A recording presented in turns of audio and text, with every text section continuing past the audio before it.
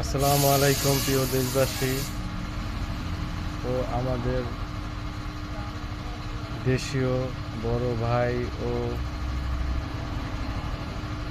আত্মীয় স্বজনদের উদ্দেশ্যে, সারা বাংলাদেশের উদ্দেশ্যে বলছি, এখন আমাদের আর শেখ হাসিনার জন্য রাজপথে